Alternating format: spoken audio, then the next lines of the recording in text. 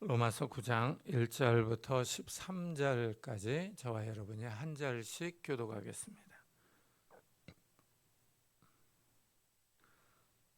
로마서 9장 1절부터 13절입니다. 우리 성경은 1, 2절이 함께 나와서 제가 1, 2절을 함께 읽겠습니다. 내가 그리스도 안에서 참말을 하고 거짓말을 아니하노라. 나에게 큰 근심이 있는 것과 마음에 그치지 않는 고통이 있는 것을 내 양심이 성령 안에서 나와 더불어 증언하노니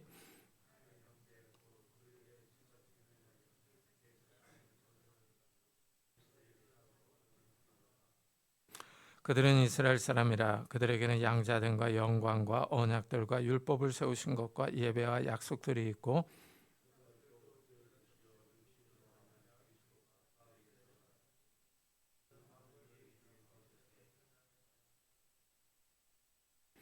그러나 하나님의 말씀이 폐해진 것 같지 않도다. 이스라엘에서 난 그들이 다 이스라엘이 아니요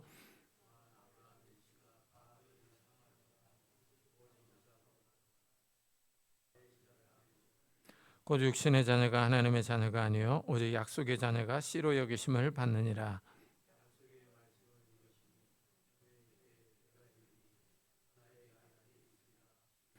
그뿐 아니라 또한 리브가가 우리 조상 이삭 한 사람으로 말미암아 임신하였는데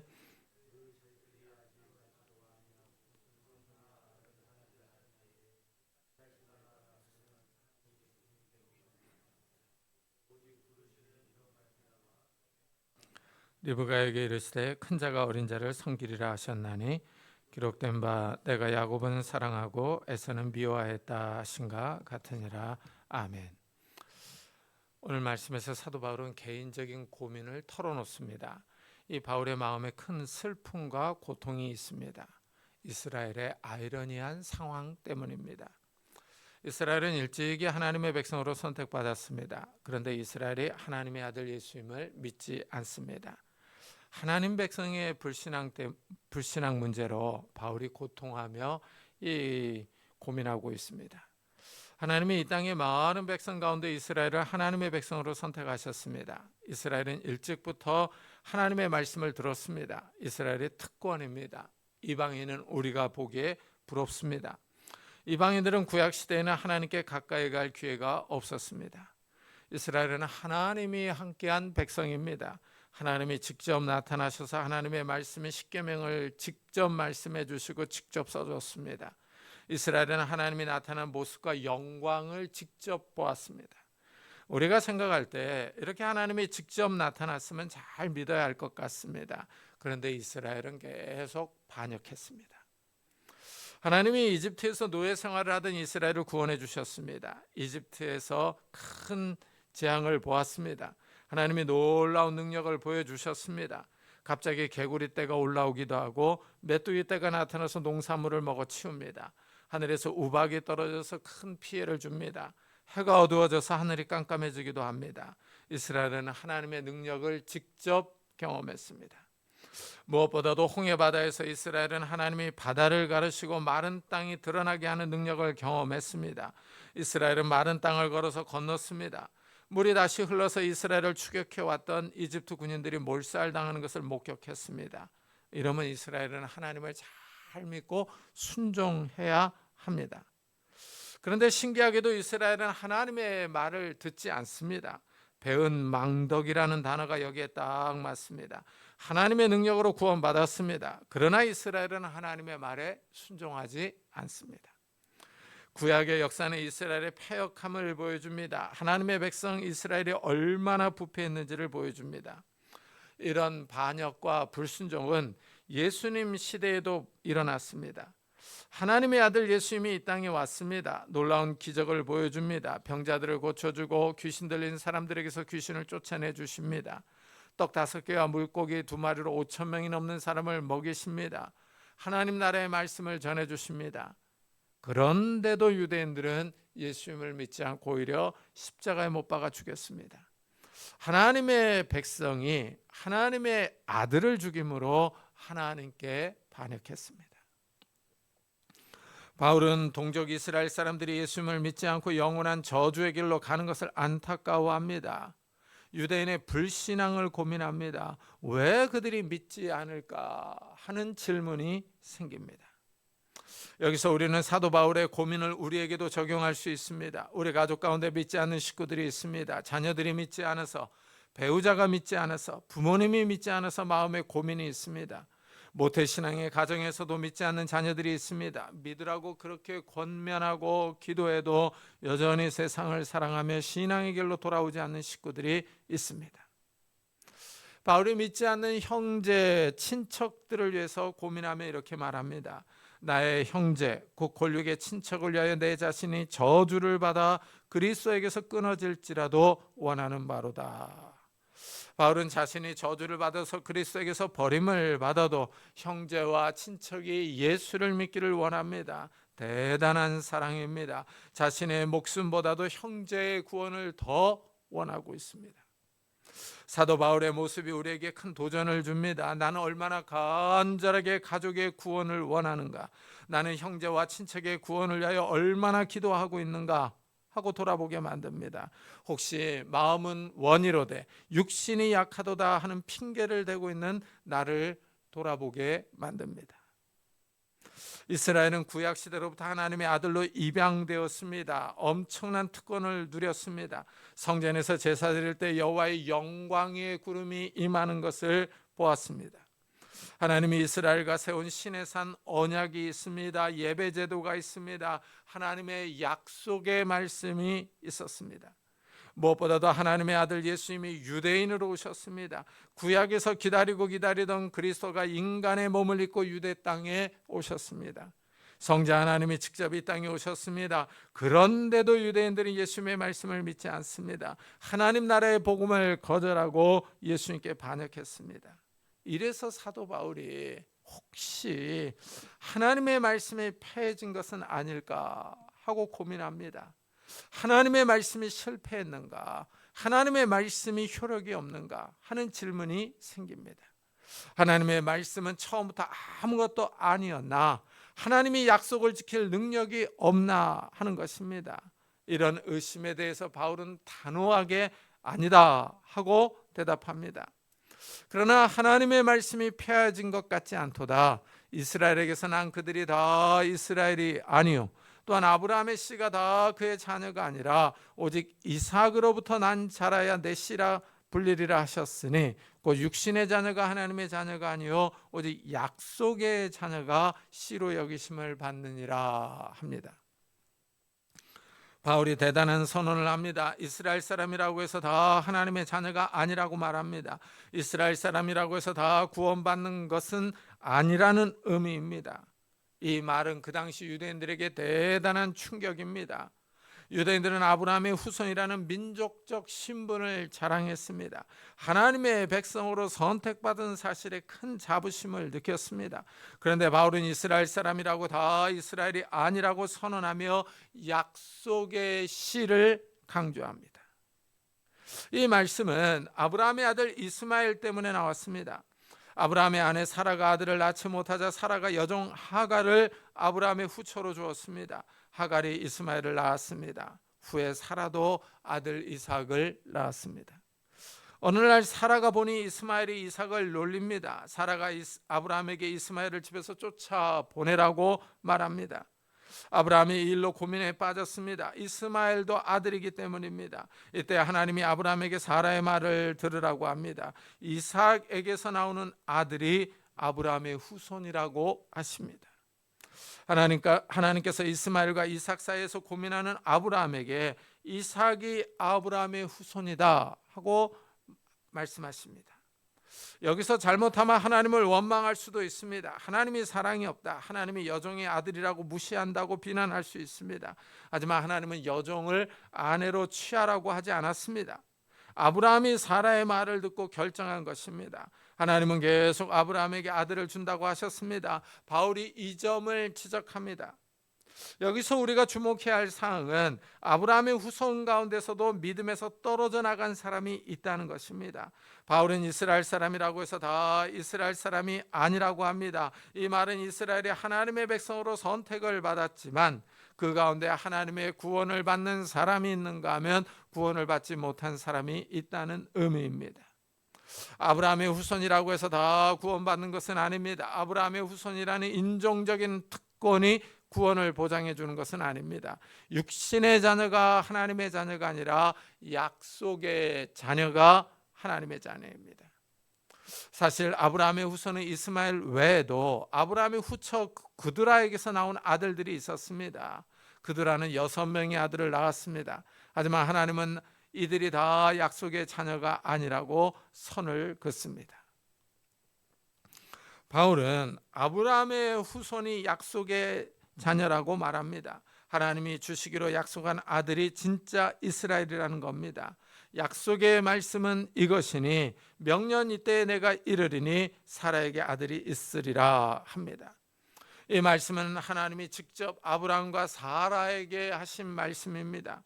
아브라함이 99세가 되었을 때입니다. 하나님이 아브라함에게 바다의 모래와 같이 하늘의 별과 같이 많은 후손을 주겠다고 약속했지만 아직 아브라함은 아들을 낳지 못했습니다. 사라는 여전히 불임에 시달렸습니다.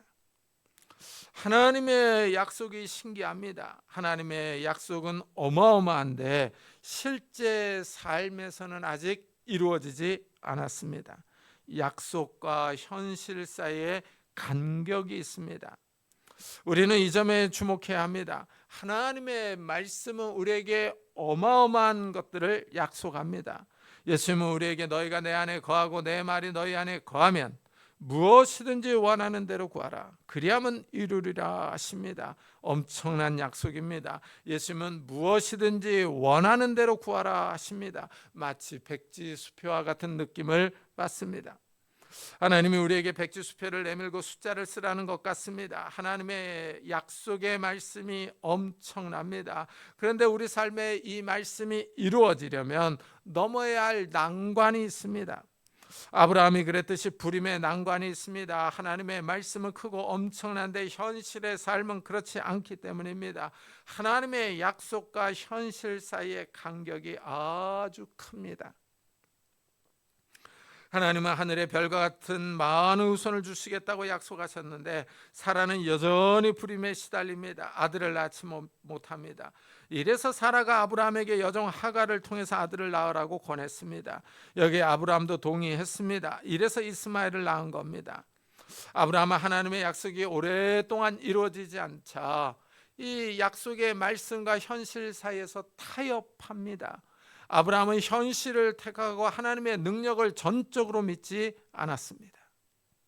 아브라함이 이스라엘을 낳고 이스마엘에게 소망을 두고 살아갑니다. 하나님이 다시 아브라함에게 찾아오십니다. 하나님이 아브라함에게 아내 사라가 어디 있느냐고 물으면서 내년 이맘때 내가 반드시 내게로 돌아오리니 내 아내 사라에게 아들이 있으리라 하십니다. 사라가 이 말을 장막 뒤에서 듣고 속으로 웃습니다. 내가 늙었고 남편 아브라함도 나이가 많은데 어떻게 아들을 낳을까 하고 하나님의 말씀을 의심합니다.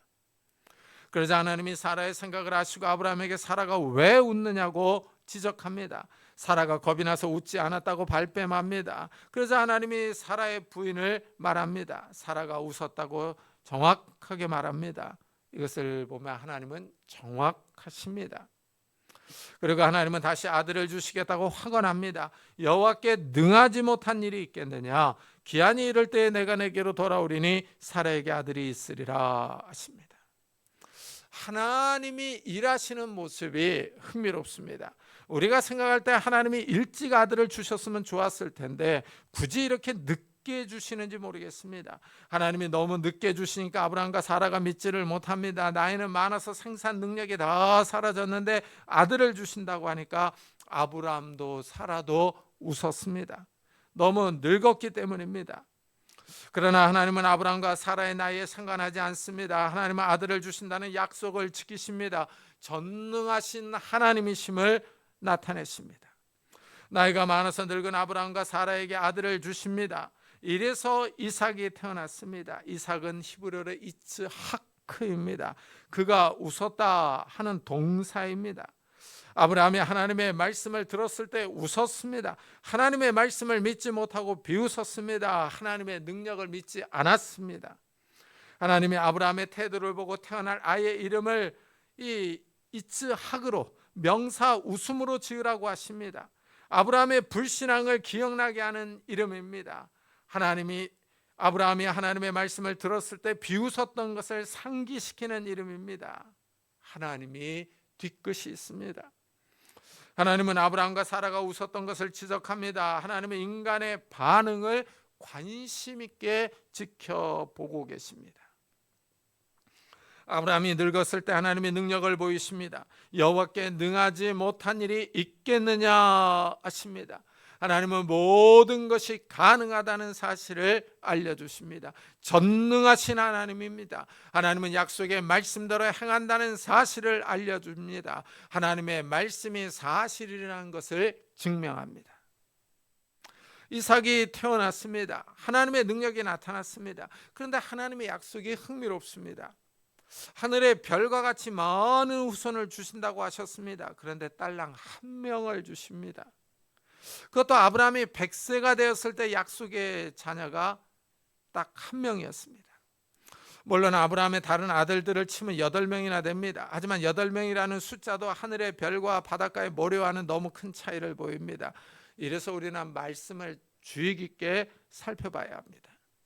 하나님이 바닷가의 모래와 같이 하늘의 별과 같이 많은 후손을 준다고 하셨지만 아브라함 때 준다는 말은 하지 않았습니다. 언제 준다는 말이 없습니다. 여기에 주목해야 합니다. 하나님의 약속은 하나님의 때에 이루어집니다. 하나님이 언제 주실지를 결정합니다. 여기에 하나님의 주권이 있습니다. 하나님은 약속을 반드시 지키십니다. 그렇지만 그때는 하나님이 결정합니다. 하나님이 아브라함에게 많은 후손을 주신다고 하셨습니다. 아브라함은 약속의 자녀로 한 명을 낳았습니다. 이삭은 2명을 낳았습니다. 야곱은 12명을 낳았습니다. 12명에서 70명으로 늘어나 이집트로 이주했습니다. 이집트에서 빠져나와 가나안으로 향할 때 만 20세 이상 남자만 60만 명이 되어서 한 나라가 되었습니다. 하나님의 약속이 천천히 나아가는 것 같지만 때가 되자 그 하나님의 약속이 이루어지는 것을 볼 수 있습니다. 2000년대를 살아가는 현재에도 아브라함의 후손이 이 가나안 땅에 존재합니다. 1000만 명이 넘게 이 땅에서 살아가고 있습니다. 이것을 보면 하나님의 약속은 실패하지 않았습니다. 하나님의 말씀은 하나님이 정하신 때가 있습니다. 그때 반드시 이루어집니다.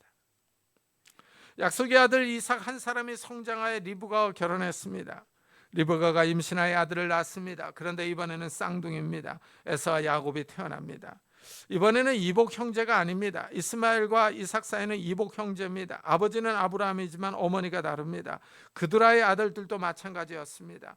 이래서 이들에게 육신의 자녀가 하나님의 자녀가 아니요 오직 약속의 자녀가 씨로 여기심을 받느니라 하는 말이 성립할 수 있었습니다. 그런데 이번에는 이제 아버지와 어머니가 같습니다. 리브가에게서 쌍둥이 아들 에서와 야곱이 태어났습니다. 그런데 야곱은 구원을 받지만 에서는 구원받지 못했습니다. 여기서 또 갈라졌습니다. 에서와 야곱은 약속의 아들로 태어났지만 한 명은 선택을 받았고 다른 한 명은 버림을 받았습니다. 지금 사도 바울이 고민하는 부분입니다. 이스라엘 사람들이 예수님을 믿지 않습니다. 이들은 다 아브라함의 후손입니다. 이들은 또한 다 약속의 후손입니다. 그렇다면 무엇이 문제냐 하는 것입니다. 왜 유대인들이 하나님의 아들 예수님을 믿지 않느냐 하는 겁니다. 여기에 대하여 바울이 이렇게 대답합니다. 그 자식들이 아직 나지도 아니하고 무슨 선이나 악을 행하지 아니한 때에 택하심을 따라되는 하나님의 뜻이 행위로 말미암지 않고 오직 부르시는 이로 말미암아 서게 하려 하사 합니다. 이 말씀이 바로 예정론을 설명합니다. 하나님은 사람이 태어나기도 전에 이미 하나님의 백성으로 선택하시고 부르신다는 것입니다. 이 말씀은 우리가 이해하기에 어렵습니다. 쌍둥이 아들이 태어나기도 전에 하나님의 선택이 있었다고 설명합니다. 쌍둥이 아들이 태어나서 어떤 악한 행동이나 선한 행동을 하기도 전에 하나님이 이미 정하신 아들이 있습니다. 이해하기가 어렵습니다. 이 말씀에 대해서 어떤 사람들은 하나님이 모든 것을 아시기 때문이라고 설명합니다. 에서는 신앙에서 벗어날 것이고 야곱은 신앙 안에 머무를 것을 아셨기 때문에 하나님이 야곱을 부르시고 에서는 부르지 않았다고 말합니다. 다시 말하면 에서는 믿지 않을 것이고 야곱은 믿을 것을 하나님이 미리 아셨기 때문에 야곱을 선택하셨다는 겁니다. 하나님은 미래를 알고 계신다는 겁니다.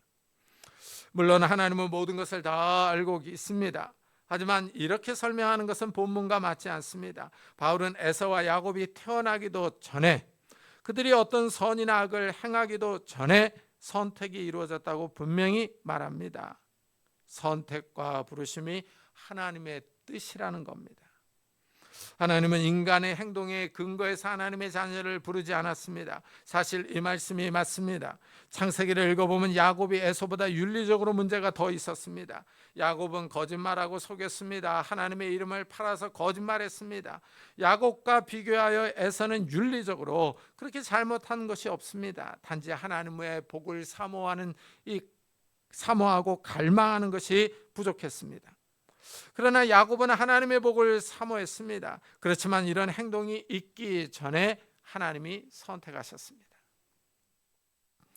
바울은 에서와 야곱이 태어나기도 전에 하나님이 선택하셨다는 것을 이렇게 표현합니다. 내가 야곱은 사랑하고 에서는 미워하였다.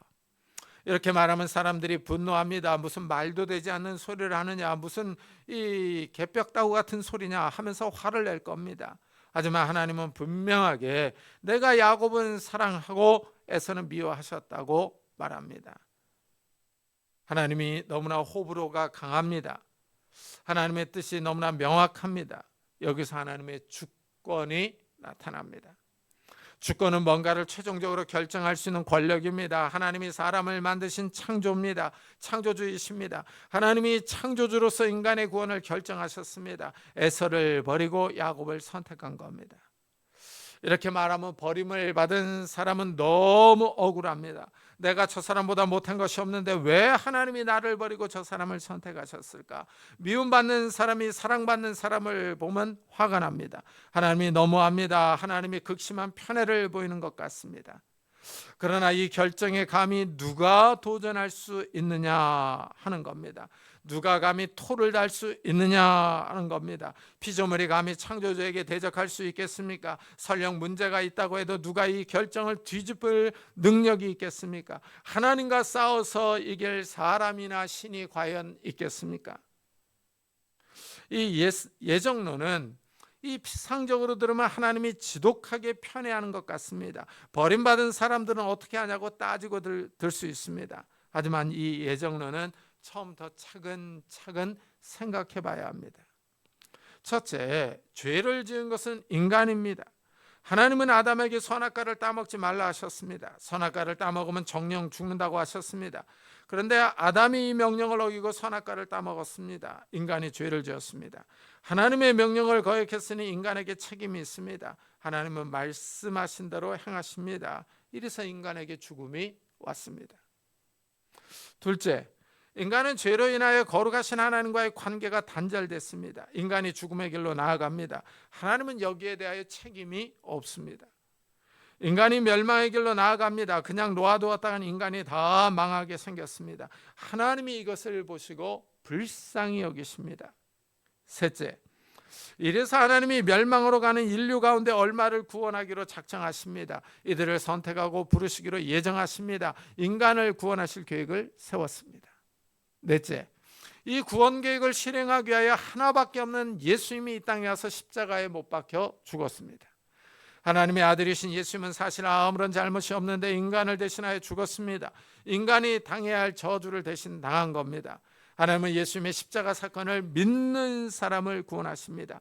하나님이 인간을 구원하기 위하여 희생을 치르신 겁니다. 다섯째, 하나님이 종들을 세워서 이 십자가 복음을 전하게 하십니다. 이 십자가의 복음을 통하여 믿는 사람들을 부르시는 겁니다. 이 사실을 믿는 사람을 구원으로 인도하십니다. 이 사실을 믿지 않는 사람은 멸망으로 나아갑니다. 이때 예정된 사람들, 하나님 편에서 예정된 사람들이 다 예수님을 믿습니다. 사실 하나님은 인간을 구원하지 않아도 아무런 책임이 없습니다. 인간이 하나님의 명령을 어겨서 멸망의 길로 간 것입니다. 따라서 구원받은 사람은 불평하고 따질 것이 아니라 감사할 뿐입니다. 선택받은 사람들은 다른 할 말이 없습니다.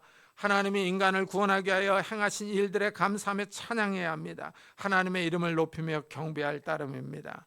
이래서 구원받은 사람들은 예정론을 들으면 하나님이 나를 구원하기 위하여 창세전부터 구원하셨다는 사실에 큰 감명을 받습니다. 더 나아가 하나님의 아들이 나의 죄를 위하여 십자가에서 죽었다는 사실에 감동합니다.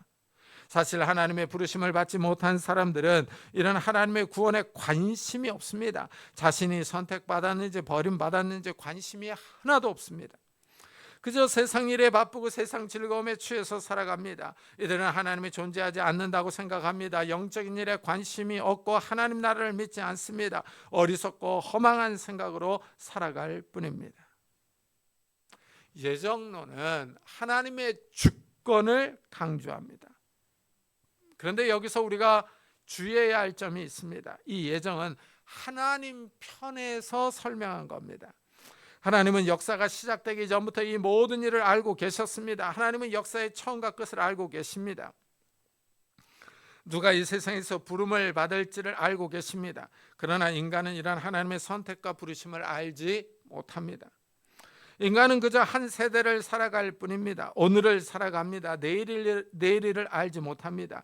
현재 믿지 않는 사람이 내일 믿을지 1년 뒤에 믿을지 아무도 모릅니다. 이래서 믿지 않는 형제와 가족 식구들을 위하여 기도하며 전도해야 합니다. 하나님이 그 사람을 예정에 놓으셨는지 모르기 때문입니다. 이래서 하나님이 하시는 일이 신비롭습니다. 하나님이 예정에 놓으신 사람이라도 말씀을 들어야 합니다. 말씀을 듣고 믿어야 합니다. 믿음이 자동으로 생기는 것은 아닙니다. 전도자의 설교를 들어야 하고 성경을 읽고 묵상해야 합니다. 말씀을 듣고 생각의 변화가 일어나야 합니다. 누군가 그 사람을 위해 전도하고 기도해야 합니다. 이 일을 우리가 하는 겁니다. 사람이 예수를 믿어 구원받는 일이 신비롭습니다. 우리가 예수를 믿기 위해서 수고한 사람들이 많습니다. 우리나라에 기독교가 들어올 때 미국, 영국, 호주, 뉴질랜드, 캐나다에서 선교사들이 조선시대에 많이 들어왔습니다. 이 선교사들이 조선에 들어오기 전에 많은 것을 준비해야 했습니다. 대학교를 졸업하고 신학 훈련을 받았습니다. 동양 문화를 공부하고 언어를 배웠습니다.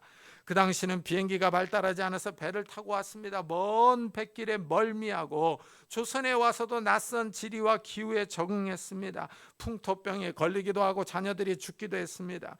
이렇게 수고하고 준비한 선교사들이 전해준 말씀을 듣고 우리 조상들이 믿었습니다. 서양신을 믿는다고 많은 박해를 받고 비난을 받습니다. 이들의 수고와 노력으로 우리에게까지 복음이 전해진 겁니다. 복음이 우리에게까지 전해져 오기까지 많은 사람이 고생하며 헌신하며 순교했습니다. 복음의 말씀이 전자동으로 그냥 우리에게 전해진 것이 아닙니다.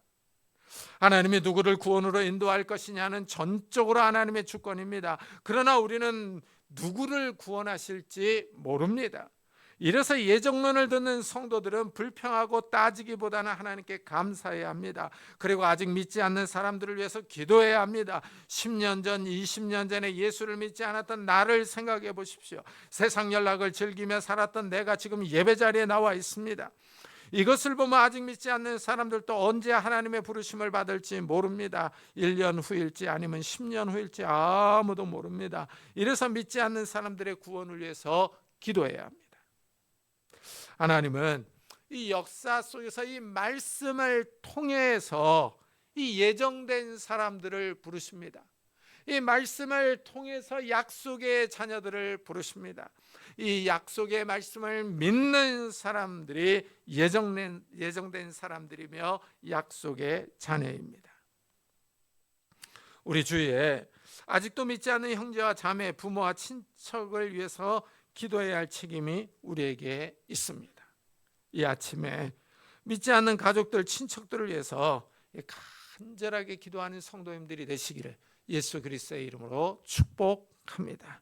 기도하겠습니다. 우리 한번 들은 말씀을 생각하면서 나를 예정해 주시고 복음의 말씀을 통해서 부르신 하나님께 감사하면서 아직도 믿지 않는 우리 형제 자매들, 아직도 세상 연락을 쫓아 이 살아가는 우리의 가족 식구들, 그들을 긍휼히 여겨달라고, 그들에게 은혜를 달라고 우리 한번 같이 기도하도록 하겠습니다.